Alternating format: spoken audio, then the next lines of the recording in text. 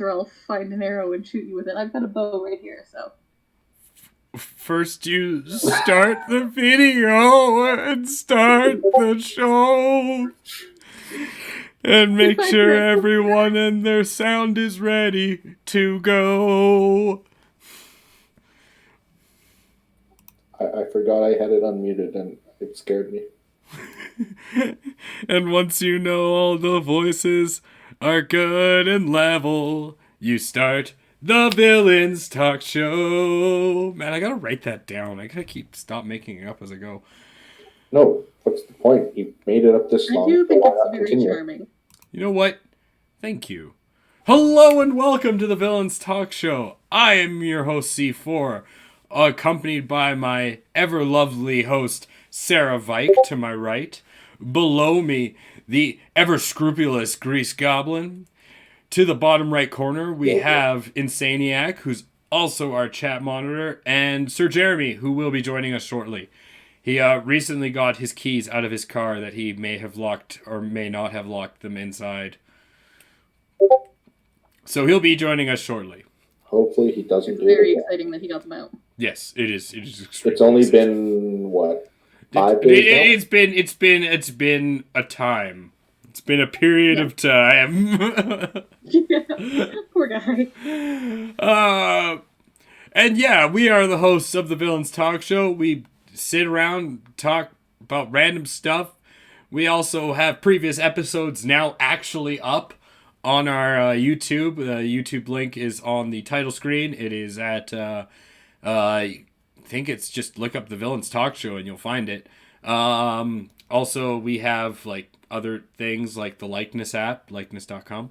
And yeah, we sit around and we talk random things. And I think this is episode. I mean, on the webs on the YouTube, because I wasn't able to load up a couple episodes. It says only 28, but I think this is like episode 32 or something like that, something around that. Regardless, today's topics. Just so, oh, there you go. YouTube /user/aftergood. Because that's what we are after. We're after good because we're villains. We're after it. Today's topics. The main topic today will be inspiration, the elusive bitch. And if we have time, we'll also touch on Canada.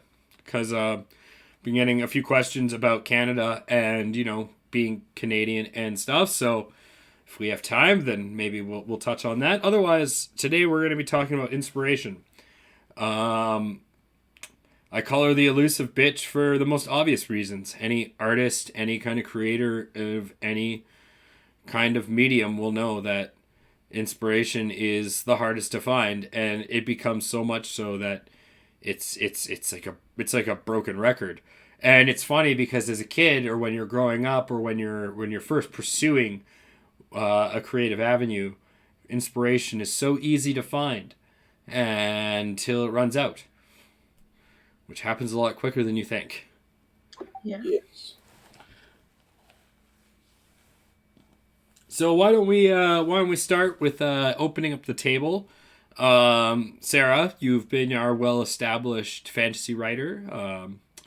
Why don't you tell us about inspiration, both finding it and losing it? Just general overview of what you think inspiration is. Oh, inspiration. It's a fun thing. Sometimes I find that I have so much inspiration flowing out of me, and suddenly there's so many things I want to do, and I just don't have time to do it all. And then other times it feels like it all dries up, and I have nothing. I have no words, and I don't know what to do with myself because I want to have these words, but they won't come. They aren't there. And it's frustrating. It's frustrating on both ends to feel like I have so much but not enough time or not the ability to get it all out. And then to also feel like on the opposite end, like there's none there. Yeah. So then how just on a basic, if you like, how do you usually find yourself? Do you find inspiration naturally? Like, we'll go into it later, but how do you find usually inspiration? Lots of different ways, but I would say I've gotten inspiration for a lot of storylines and stuff from dreams. I have some crazy dreams sometimes, and if I write them down, I remember them, and sometimes they make great stories. There's quite a few things I have that I started as dreams that turned into whole stories that I would love to write, but just haven't gotten to yet. Man, there's people that have made entire professions out of interpreting dreams. It's You true. imagine? It's true. Imagine. There's quite the book that has a lot about interpreting dreams too. Do you think those people like study by like actually interviewing people with dreams, or they like try to induce dreams by like shallow sleeping and try to interpret it, dream themselves the pad and paper, analyzing their own dream? That'd be Yeah. It's not that hard to interrupt your own dream if you know what you're doing. Yeah. I had a friend who helped me learn to interrupt dreams. Interrupt dreams. I have a friend who could help me interrupt dreams too. What they would do is we'd wait till you're asleep, and then you'd sneak in the room and you kind of just turn their face so it's level up and just smack them across the face and run out of the room. Oh my goodness. Mm-hmm. It was I good. think I am very glad I was not your friend as a child. Oh. What? That sounds like so much fun. I'm gonna say that's like one of the better parts. Oh, interpret. Interpret. Yes. Yes. Oh.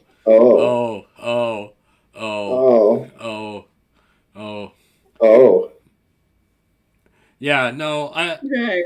You're so sassy. I never said that at all. Insaniac, stop doing that. Regardless, for me, inspiration always comes from watching everything else. I've never been good at just coming up with my own ideas like out of the blue. Everything It's hard to do. even like my more original ideas. I usually get them from just media that I intake. Sometimes I'll spend hours of my day basically just crafting alternate timelines basically in my mind of certain movies that I watch or media that I like. Yes, I do that too. And then from there, that's where I usually get my inspiration. Usually if I find that I haven't been inspired for a while, it's because I'm not taking in enough media. This is where, unfortunately, I find YouTube is the worst for that, because it doesn't inspire me creatively as much as how do I say? It doesn't inspire me as creatively as much as it were like a movie or a book. Yeah, I understand that. I get that. Yeah, I do that same thing as you, where I'll watch something and then I'll create a different timeline of it, and sometimes that will become something that I'm inspired by. Mm-hmm. But it's easy to run with inspiration. I mean, I don't know about you, Sarah, but it's one of the easiest things. Once you're inspired, everything falls in place. But what most people talk about when they talk about inspiration is when you don't have it, which is one of my, I think it's every artist's big problem. Like there'll be entire, I think the longest period I went was like 7 years without writing. Like, oh wow.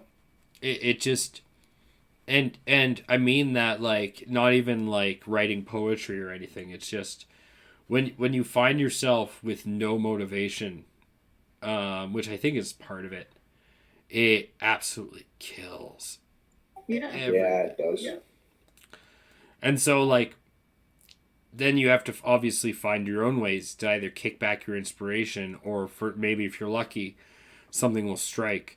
Have you ever found yourself in those bouts? I mean, I have a few absolutely. times. I would say I'm in one of those bouts right now. I find everything I do obsessively. So if I start watching a TV show, I will watch all of that TV show. if I start writing a book, I will do nothing but write that book for however long until it just quits, and then suddenly it's a struggle to write even a sentence. Yeah, everything I do like that. It's like my brain goes in cycles of things, and it can be very difficult to try to bring one of the things, even if it's something I love, into one of the other cycles. I completely understand. Something else I would add on to that is also the I don't know if you do this too, but I'll also tell myself like, oh, I don't need to do it now. I can do it later. And it's just that that idea always seems to prevent me from writing. Yeah, I get that. Yeah. Insaniac's just having a couple problems with this internet. It seems like Canadian internet today has been really bad. Yeah, I don't know why. The internet's been pretty all bad. internet, because mine's fine. I know, and it seems the stream seems to be running fine, but I was having problems earlier. So if I look a little dejected, I'm just watching to make sure everything's still fine over there. That's something we can talk about when we talk about Canada. How great our internet is. Great. But and we're talking about inspiration in such general strokes, but there's also like even when you're talking about certain characters, like when I think of a story, I like to just, hey, Jeremy. Oh. Hello. Hail the Conquering Hero. Hail the Conquering Hero. We're just talking about inspiration and lack thereof, or all thereof. I got you'll give us. I got inspiration, all right. Oh, I bet you do. Oh dear. Andrew or Insaniac just dropped for a second because his internet's being Ontario-y. Yeah. Well, since you just dropped in the conversation, all we're doing is basically just generally talking about inspiration, getting it and losing it, and just how that affects us. So why don't you give us a little generalization of how you view or lose said? I mean, how I've been like sad and staring at my car for like 3 friggin' days with my keys sitting in the front seat while the locks mock me. I mean, yes, please. And everybody on the phone tells me it's going to cost like $150 to $200 to get the keys out, and I'm like, but no. So tell us the story. So tell us the story. I was there, so let's. I mean, the first time, yeah. I mean, the cops didn't show up this time, so it was that much better. Oh, we're gonna have to tell the whole story on stream. I mean, I can. I have no problems doing that. Do it. Tell the story. No problems. Yeah, no problems with that. It's not like either of us got arrested or we're doing anything illegal. So why don't you tell the first part? I'll tell the part that I showed up, and then you tell us how you claimed victory. So, like, the first part on, like, how the incident occurred? Yes. The day of the incident. Report? Mm-hmm. Give us a report. Fuck. So stupid. 14 pages worth of information. Grocery store, coffee run, came home, so, like, bunch of shit, right? Arms full. Turned off my car, put the keys in my pocket, didn't realize that, because I got that big loop on it, the keychain. Yep. The keychain hooked my seatbelt. Mm-hmm. After I had unclicked my seatbelt, right? So you got, like, the clicker. It looped around the clicker, and as I stood up, it dragged the keys out of my pocket. So my options were to fall back into the car, spilling coffee and everything everywhere, or stand up, hopefully I can check my door back open. And I got up and I did the hip check, but too late. Like, literally as the door was sliding across my hip and I did the hip check, I closed it, not opened it. And I was like, fuck. So then... And then I look inside, see the keys, try the knob. No, I was locked out. I was like, fucking son of a bitch. So then Jeremy tells... And then I realized I got locked into my garage. Because you need a key to get in any of the doors, in or out of any of the doors in the garage. So literally my only way out of the garage was to go up the fucking 5 flights and like jump on the cord that causes the door to open. But then, of course, I'm completely locked out of my building. So I went back down to my car just as one of my neighbors was getting into their car, and I'm like, I locked my keys in my car. Can you let me back in the building? And they were like, yeah, that's cool. And they let me back in the building. Chris was already up here, so I got into the apartment fine. And then later that night, John came to help me. Yeah, I showed up. This is a great story. Jeremy put a coat hanger through his window, and we were like jiggling the coat hanger around. We got it right on the lock. I got it right on it. I even hooked it. It just couldn't. There was no chance. There's not enough force from that coat hanger. You remember that piece of wood that was chipping off? Yeah. So Chris had a claw hammer. Mm-hmm. And I claw hammered the door corner out far enough for that. It's like a 2-inch frame right around the floor or whatever. I jammed that frame in the corner, and that gave me just enough room for me to like jam the coat hanger in there with no problems. Like I wasn't rubbing against the two sides and bending the coat hanger. So that's how you got it? And then I touched the button, but couldn't get the pressure to push the button. So I was like, I realized how close I was to the latch, and I'm like, oh my God, I'm like right there. So I 180'd the coat hanger to where the hook was, and I'm literally flicking the end, so it's like fishing rodding the tail end, right? Flicking it back and forth until it jimmied in, and once it hooked, I'm like, oh no. And then just very slowly pulled it, and then I felt the click, and I thought it was the coat hanger and felt my soul fall before I tried the lock, and it opened, and I'm like, yes. It was like Halo conquering so exciting. It was so good. So now I know how to get in there. Perfect segue being perfect. You found inspiration from the act of actually getting a coat hanger in your car and completely changing your idea. Now go into inspiration when you're creating. Is it the same kind of thing? Do you just go in a direction and then start writing? Yeah. Actually, though, yeah, that's kind of the process. Oh, please. I start small, and I just kind of work out. I guess the best way would be like that radiating spiral pattern would be the best way to define my creativity pattern. A Fibonacci spiral. Right, you start, the Fibonacci spiral, totally. So you start with your tiny little, like, I just have this, and then I slowly work out, well, what's connected to that? Now what's connected to those?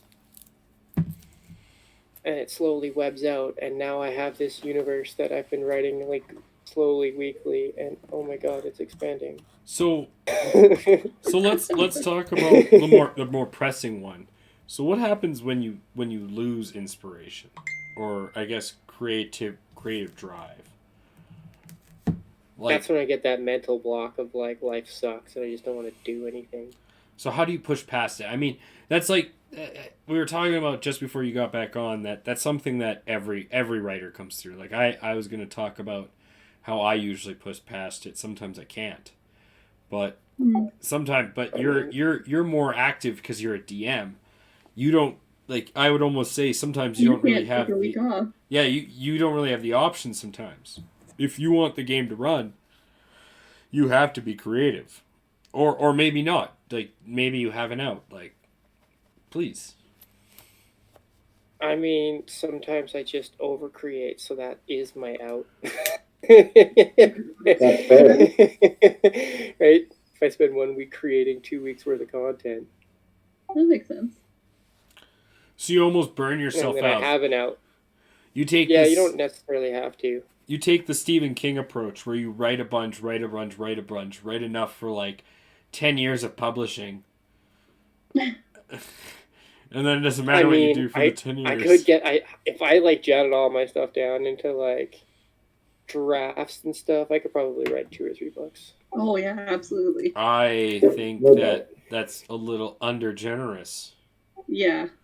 I agree. I think you could write maybe a few more than 2 or 3 books. Yeah. Yeah, I'd say like 5 or 7. Yeah.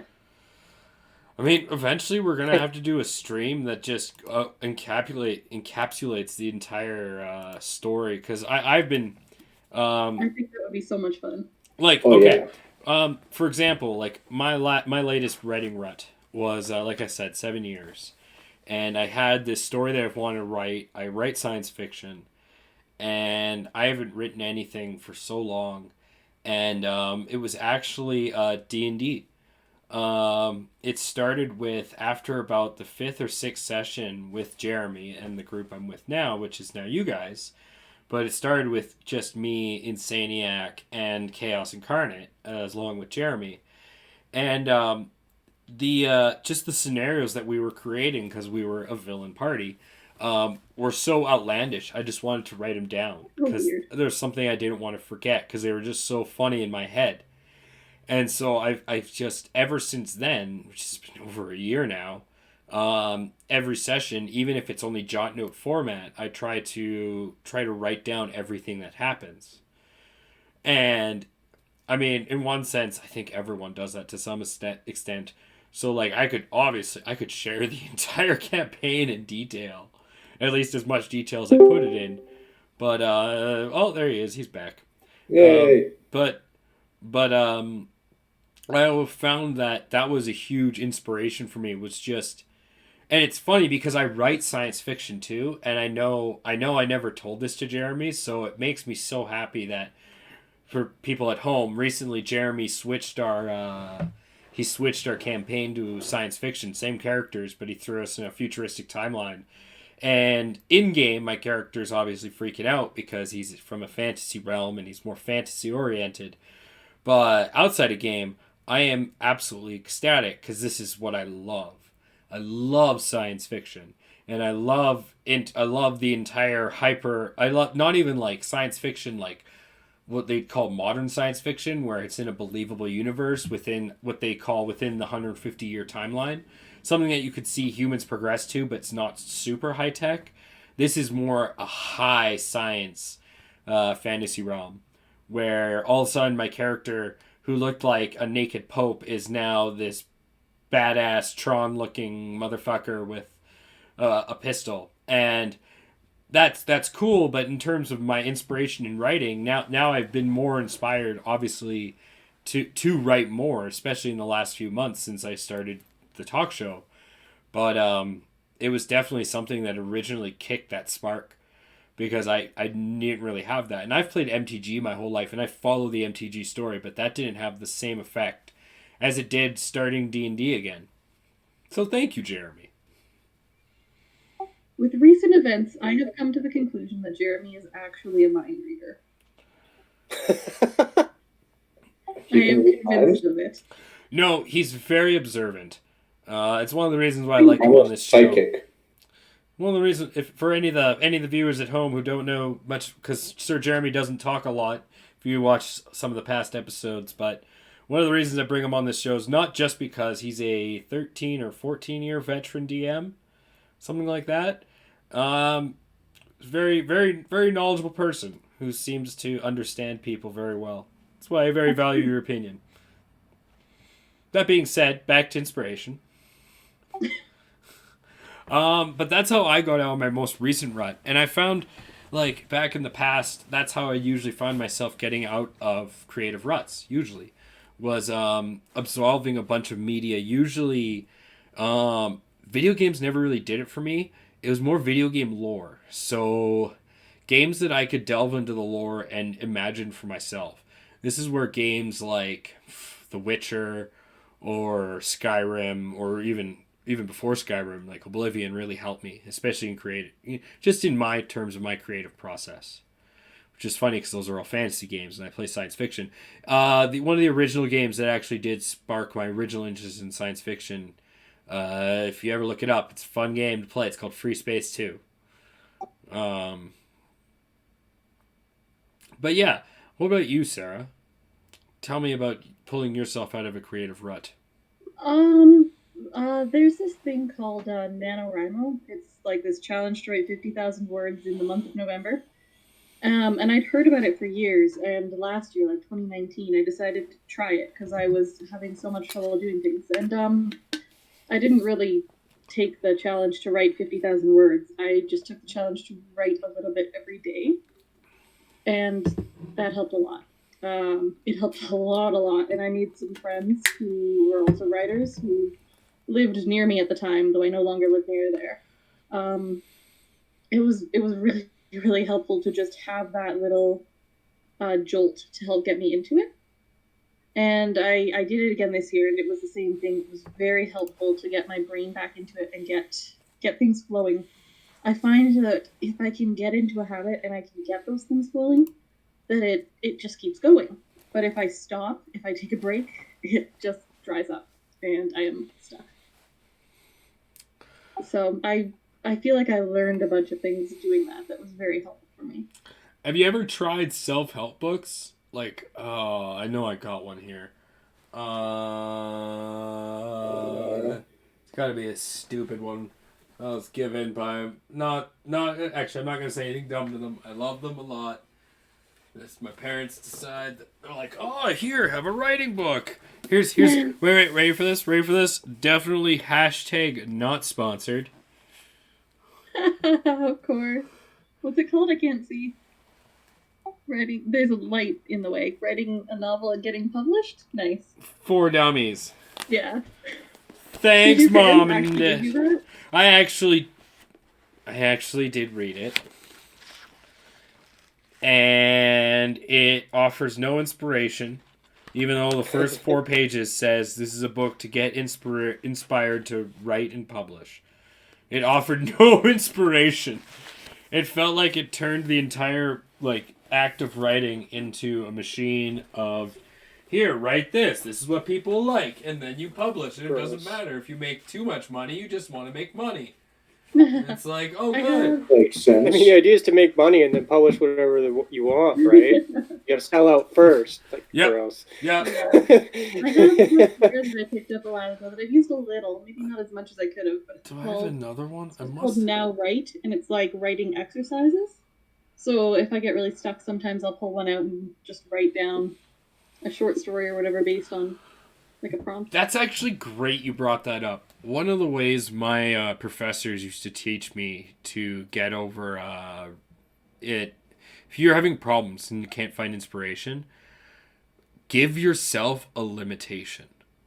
So, so I had one professor, it was one of my favorites. He made us write an entire story where every word we had to spin the page a little. So so we had to write these were full 20-page stories, full short stories, but you had to write them in hand and you had to turn the pages around. And he didn't grade them. He gave you one of the other kids' stories and told you to grade them. And I'm like, I look at him and I'm like, his name was Derek Bordelot. Great guy. And I remember looking at him and being like, you're a goddamn genius.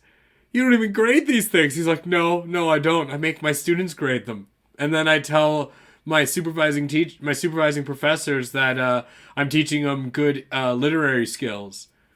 And I'm like, you son of a bitch. But it was so good. It really got me thinking. For some reason, just why write a story like this? Or another one was, he said choose 3 vowels, and those are the only 3 vowels you can use, and that's it. You have to write an entire short story, but you're only allowed to pick 3 vowels. And so you'd obviously pick E and A because they're the most useful. But then all of a sudden you're like, oh my god, if I pick I, that's all the I can't use O or U, and it became really interesting. And I found a lot of inspiration, especially when I was going to university like that. And one of his good friends, his name's Christian Bach, can look him up. He wrote a book called Eunoia. I would suggest anyone to go read it. It's really good. What's going on in the chat? I see personal self-help book was The Tao of Pooh. I still like The Hidden Power of Fucking Up. I'm more sad that Insanieac made me say poo on stream. You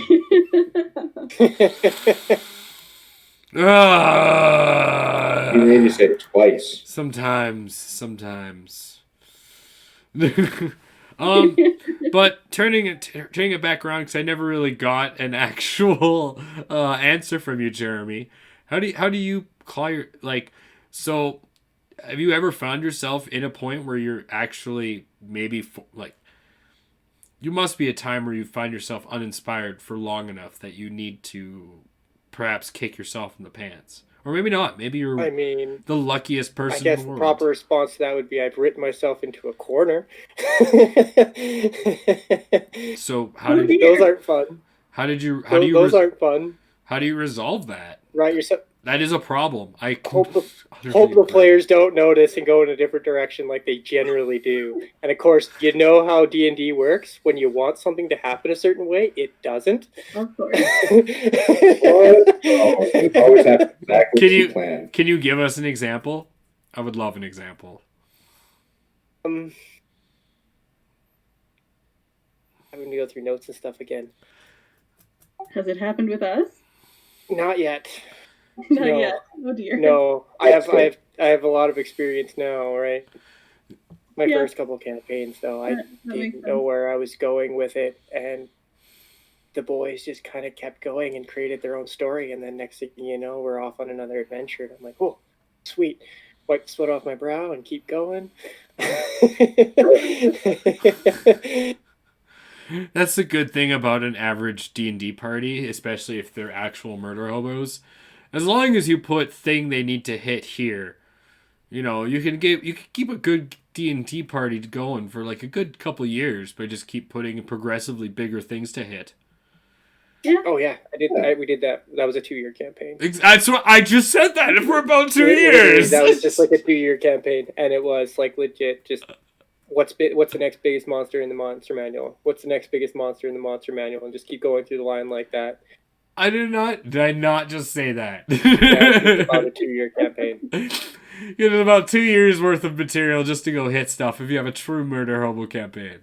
And then that's just the basic monster manual. Yeah, like if you want to go really hardcore, you can start throwing gods in there and god level monsters, and you know, at that point as a DM you're just not having fun. But who cares about you having fun at that point? Your players just want to kill things. Yeah. And then you kill their players, and then all of a sudden you're like the worst person in the room. No, in my case, it was always my brother turned against the party.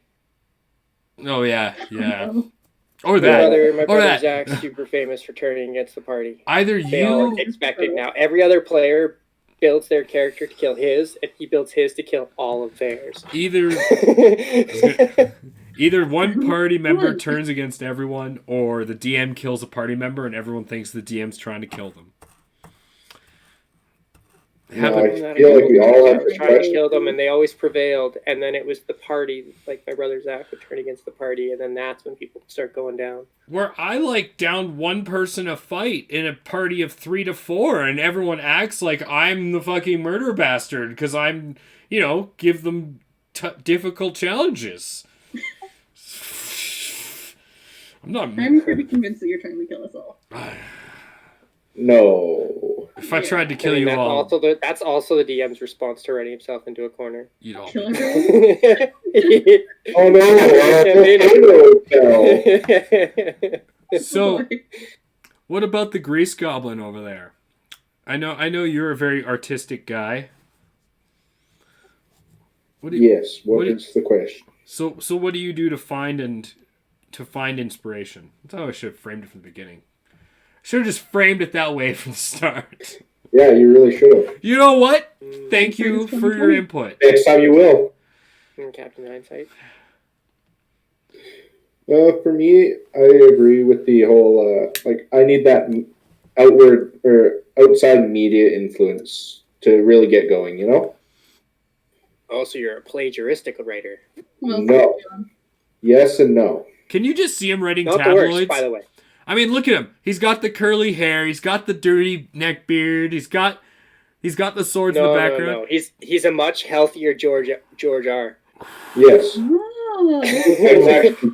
If you look at Caden, he's a much healthier George R. before he got famous and ate all Yeah, I can actually George R. or Steve Sherman? Shout out to... I mean, if you mash the two together... Do you know who Steve Sherman is? He's a very famous pornography videographer. Ah. Too funny. That makes sense too. But he's bald. He doesn't look exactly like Caden. He's bald, but there's definitely a lot of similarities. I was bald for about a year. There's a lot more similarity. I really thought that Caden looks like, what's his name? Gimli. But not Gimli like the actor. No, but just keeping it turned on to our friend Mr. Goblin. What Oh, you can see what he looks like and I can't? well You just he obviously That's not inspirational, sorry. well, I mean, you obviously have a thing. No, those are your parents' swords, right? Those aren't yours. No, those are your swords. Some of them are mine. That's what I thought. So, Not all of them.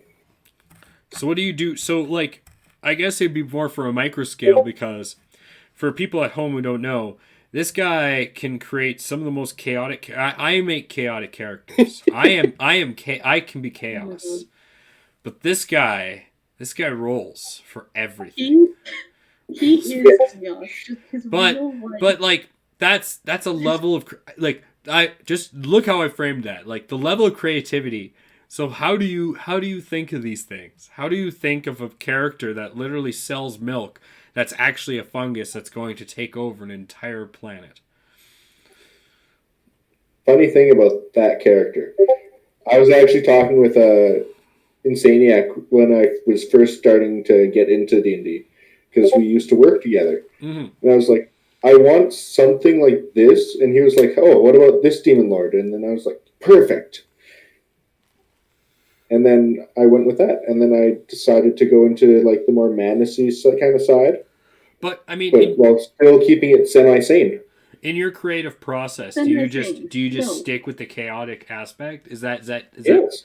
So? Like, I had a whole backstory written out, and then I rolled for all of it. That like, both warms and hurts me. There's a whole section where you can roll for it. Oh, that both warms and hurts me at the same time. Oh no, it was actually really good backstory. I just don't know where it went, and I lost it before I could give it to Jeremy. I'll be honest, and to everyone watching now, if you're gonna write a short story at any point in the future, write down a set of rules and write down a set of characteristics, and roll 3 rules and roll 5 characteristics for your protagonist, your antagonist, and the world, and see what you write. Yeah. Because I'm going to do that now. Because I was actually thinking about it as soon as you said it. That's actually kind of genius. Are you saying that I inspired you, John? I'm saying that if I ever can't think of anything to write, I'm going to do that just to see what I could write. Leave it to chaos. Not a bad idea. I know! That works. It is a bad idea. You're lucky that it worked out so well. You're lucky that I'm smart enough to at least curve that somehow. That was your choice, not my choice. Oh, man. Because of your choices. That's pretty good, though. I actually kind of like that. I did less rolling for the new character. All right. So now everyone has a bit of something they can do. So is there anything else anyone wants to say on inspiration? You could give it to your players if you play D&D. Yeah. You should do it a lot. True. I actually think that's if there's any DMs in here who don't give out a lot of inspiration, cough, cough. Cough, cough. Maybe like in the southern west area of this stream, maybe more inspiration would be good for everyone. That being said, I have a question for Jeremy. Which party has inspired you the most? Ooh. Definitely not putting you on the spot. In what way?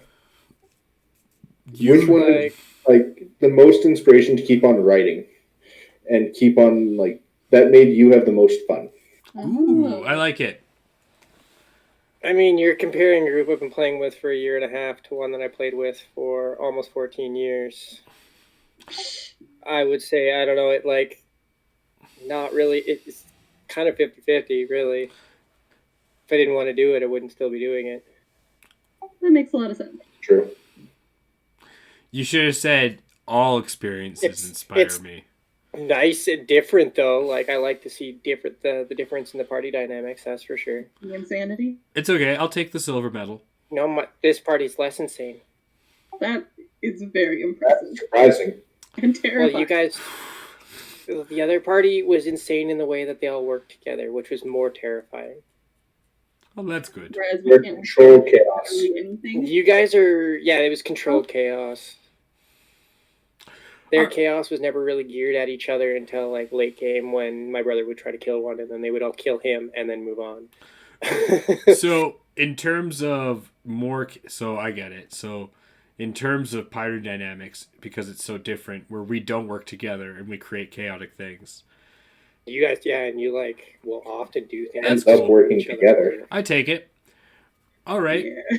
Well, we have about 20 minutes left, so move on to topic number 2. It's not up on the screen, but have gotten a couple questions about Canada, the place that we live. We do. Poutine's pretty good. It's kind of all right here.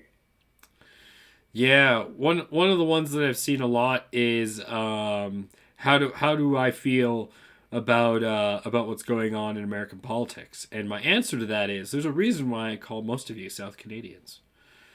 Because like you call South America, like you call Americans in Florida, you are like the Florida of Canada, and that's how I like to leave you. You all have a bunch of guns. You all scare me, and you're all crazy. So And every day something in the news about you guys. not anymore though. Supposedly that's the end. No, we had news about them today. No. Yeah, exactly. It's the inauguration and shit today. In Canada, So that was still news. Canada, one of my favorite things to tell people about Canada is we have the fake metric system. Yes. Yeah. Good metric system, but not really. So yeah, exactly. So we use metric system for the weirdest things, like driving, and Kilometers per hour. in what's the other thing in degrees, like in temperature. Yes, Celsius. But in terms of cooking and in terms of like measurements for like construction, we use the imperial system. Yeah. And so Most like Canadians tell you their weight in pounds and their height in feet. it's really annoying because they don't teach you that in Canadian schools. So you grow up learning the metric system, but you also grow up in life learning the imperial system because no one wants to teach you the imperial system because technically we're not supposed to have it, but We do. we all use it. Yes. So I know both At systems. least we don't use stones. But the worst is I can't convert.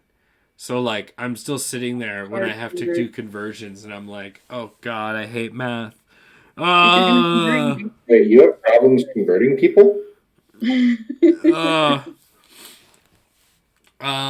other thing about Canada is we don't have that many days off. We have the whitest people days off, like Victoria Day. Victoria had a celebrator. All hail Queen Victoria! She was such a great monarch that we celebrate her by taking the day off. Let alone human rights. There's a special month for that in Canada. Not this one. Another one. Another one. Yeah. With The Canadian cuisine is pretty good, though. It's true. Name some Canadian cuisine. Poutine. Name Beaver tails. some not famous Canadian cuisine. Beaver tails. Syrup on a stick. Oh, yeah. Yeah, maple syrup on a stick is always good. I was gonna say ginger beef, guys. Invented here in my city. Really? Invented You're right, here that in was. my city. Really? I did not know that. Yeah, invented here. Ginger beef. If you never had ginger beef, it's delicious. To go along with John's point about the metric and imperial systems, spelling is impossible in Canada. How do you spell like your neighbor's honor? Well, H-O-R. it's How do you spell printer? R. How do you spell gray? We use British spelling sometimes and American spelling sometimes, and sometimes we just don't know. Which gray are we spelling? Exactly. I mean, Like the color gray or the darker color gray?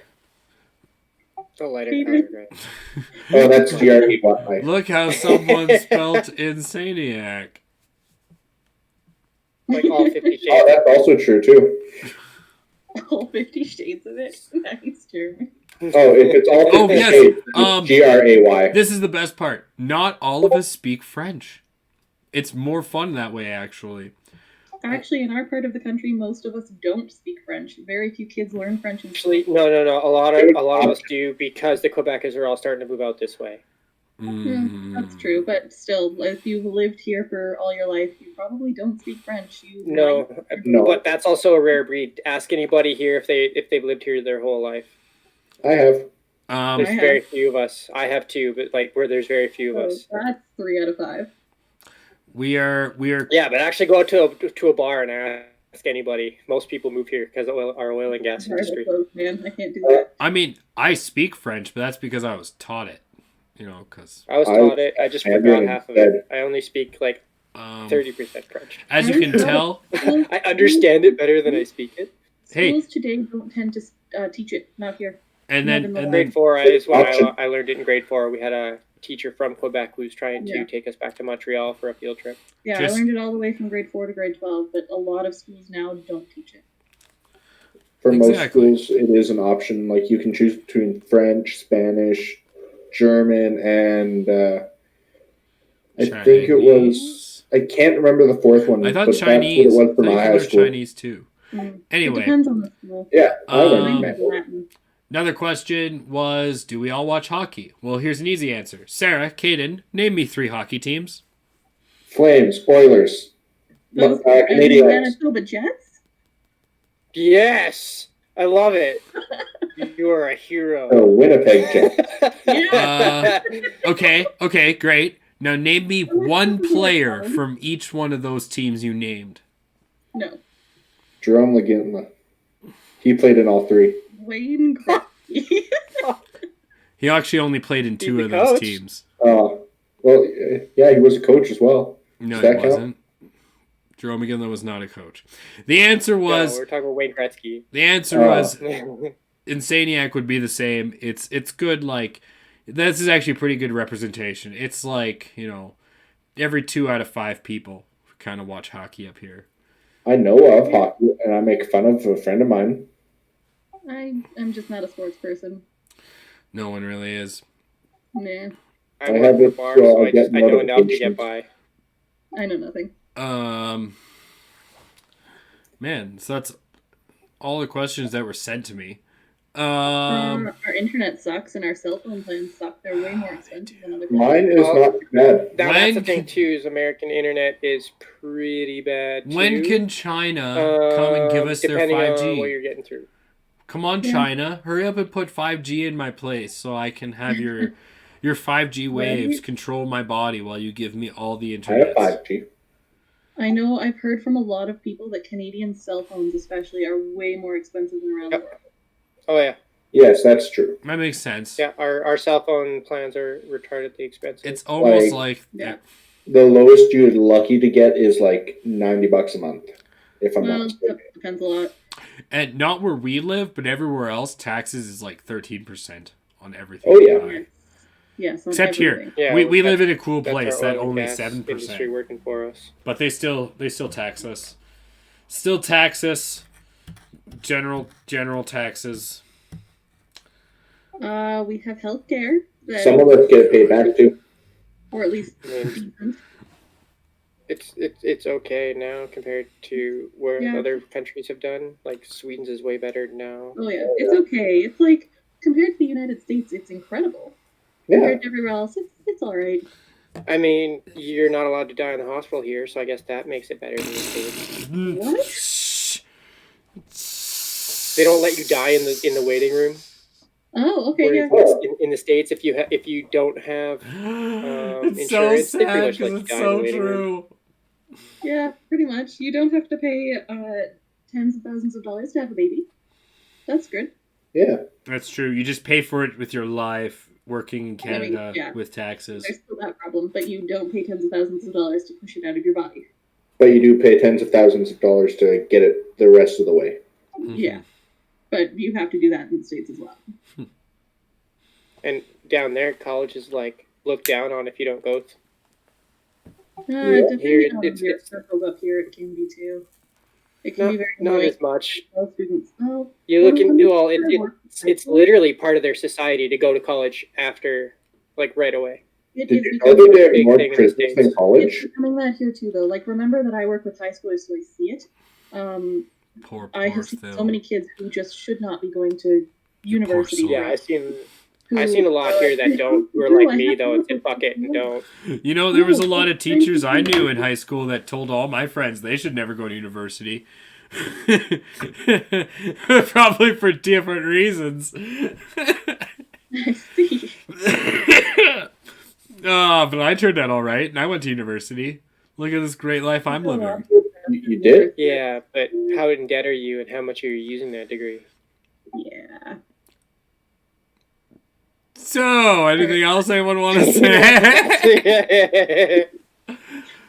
we did an episode about that. There's no comment and no comment. Back about 6 or 7 episodes ago. we did a talk on that one. We did. Oh, God. You guys can look it up. we discussed this one already. They are. But yeah, I think that's it. Unless there's anything else we want to add. What else makes this place cool? Nobody is storming our Capitol building. The weather? Well, that's not true. A single man does it with a gun and gets shot by an old man inside. And everybody cries that the old man shot him. Yep. But... Dude, you got shot by a 90-year-old man with a pistol? Like, that's your bad. You were not a terrorist. No. That being said, yeah. It's pretty cool, it sucks that it hurts our fingers sometimes when it's cold. The short days in national parks in the summer are great. Is there anything else you want to plug in for Canadian tourism? We might as well put up a Banff. Go to Banff. Banff is pretty Go to Callaway Park. Be bored. No one knows what Callaway Park is. At least do Canada Wonderland. Give them a chance. Santa Claus Village or something. Maybe like even no. You're thinking of that mall that's in Marineland. That mall that's in that place, like Edmonton, I think it's called. West Edmonton. Yeah, that's what it's called. That's like one of the best things. Except for that city. Don't stay in that city. It's the worst city in the place. It really is. Ever.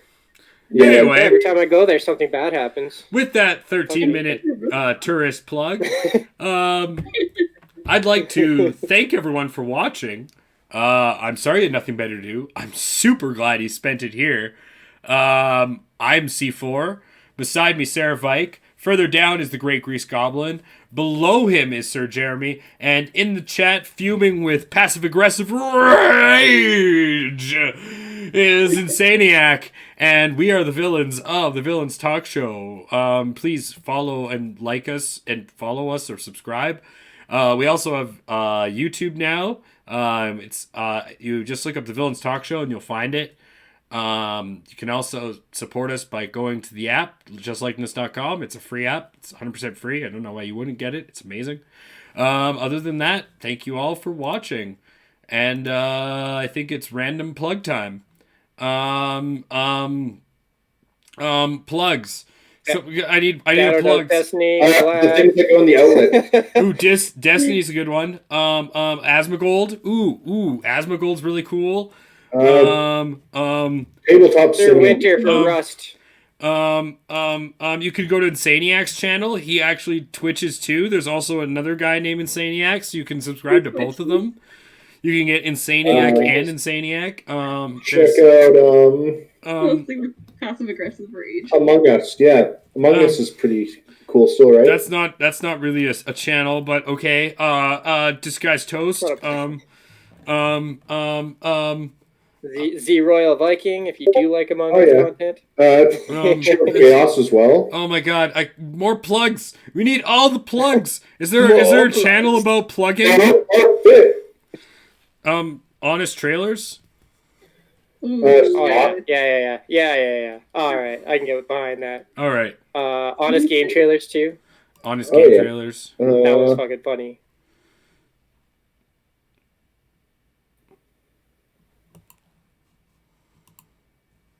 And we're done.